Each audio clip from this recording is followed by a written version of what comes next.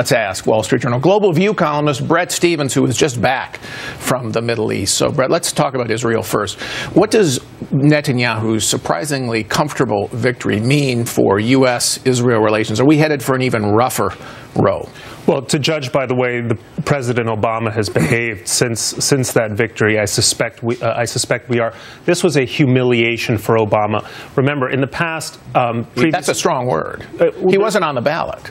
Well, in a sense, he was. And in a sense, Prime Minister Netanyahu might thank President Obama for the assist he provided in the margin of his victory. How so? Well, because for a lot of Israelis, this came to be seen as a contest not between Netanyahu and his left-wing rivals, but a sort of a question of Netanyahu versus Obama. Would Obama's push against the prime minister be vindicated by the results at the polls? And I think a lot of Israelis did not want to give Obama that satisfaction, even if they have plenty of misgivings about the prime minister and his style of leadership. Okay, so the prime minister had come here 2 weeks ago, talk about Iran. What is the impact going to be of this victory on any negotiations that the President Obama wants to finish with Iran?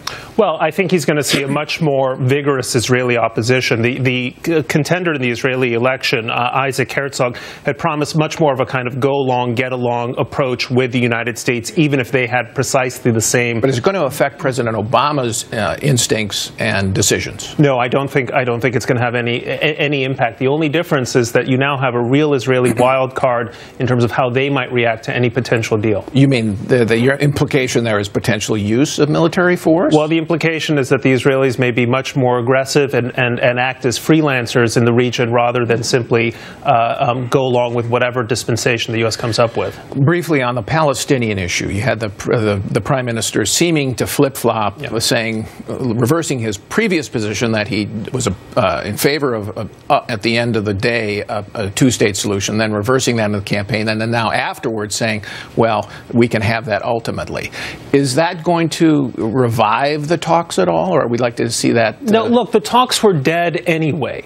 I mean, this was bad politics. It was desperate politics by Netanyahu before the election, right, and it's clumsy politics now. But he was simply reflecting a reality. Those talks were dead. Those talks are not going to happen so long as Hamas remains in charge, effectively in charge of Gaza, so long as the Palestinian leadership remains opposed to sort of the makings of a realistic settlement with the Israelis. So he was just giving voice to a certain reality that it's incredibly unlikely that any deal would emerge during his time, what remains to his time in office, whether it's 2, 3, 4 years, probably several years after that. The question is, does the administration use this as an excuse to now go a unilateral route and perhaps vote for a Palestinian state at the UN? And do you think it will?